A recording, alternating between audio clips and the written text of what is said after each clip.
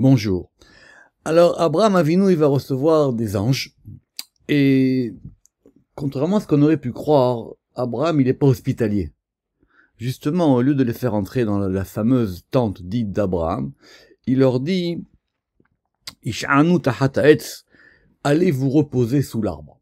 Ce verbe de l'isha'en ici, ça veut dire de s'appuyer, de se mettre à l'abri d'eux, et alors qu'on aurait pu dire simplement allez vous asseoir.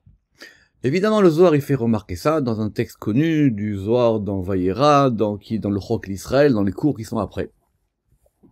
Et le Zohar va nous raconter une histoire, à savoir que cet arbre, c'était un arbre particulier. La preuve, c'est que Rashi, il a fait une petite remarque là-dessus. Et c'était pas n'importe quel arbre, c'était son arbre à lui. Et l'arbre d'Abraham Avinu, quand il y avait des invités, il est passé sous l'arbre.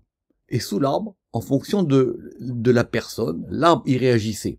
Si c'était une personne bien, alors les feuilles de l'arbre, elles s'élargissaient. Si c'était une personne qui était moins bien, les feuilles de l'arbre, elles se rétrécissaient. Et si c'était une personne entre les deux, il y avait une source d'eau qui jaillissait sous l'arbre, comme un mikvé, pour que la personne puisse se purifier, en attendant qu'elle puisse être en bon état, pour qu'Abraham puisse l'accueillir.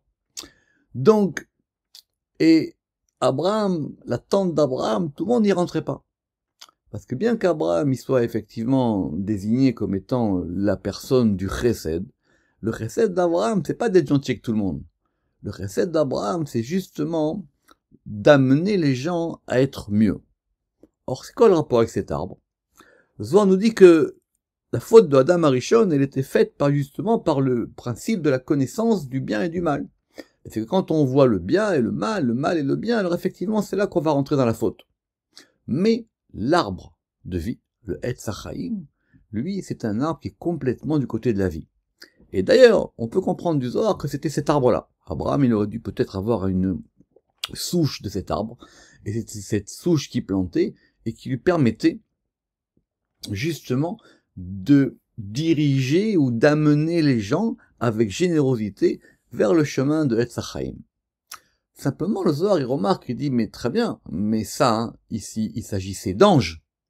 Alors qu'Abraham, il puisse effectivement, et il veuille que l'humanité sorte de la faute de Adam Arishon, que l'humanité, maintenant, elle puisse retrouver ce chemin interdit, qui était le chemin de retourner dans le jardin d'Éden, pour avoir le Etz HaChaim. Comment ça marche sur les anges? Alors, les anges aussi. Le Zohar, il dit, Begin le itakfa, be'aou darga de mayan sharabe. Parce qu'il voulait renforcer dans ce degré des eaux. Les eaux, c'est la générosité. Abraham, il voulait aussi renforcer les anges. C'est quoi renforcer les anges? Parce que les anges, c'est simplement le côté extérieur des choses. Le côté intérieur des choses, c'est le côté de ce fameux de la vie elle-même, de Etz HaChaim. Et Abraham, il voulait que l'humanité, elle retrouve ce chemin perdu du Etz HaChaim. Shabbat Shalom à tous.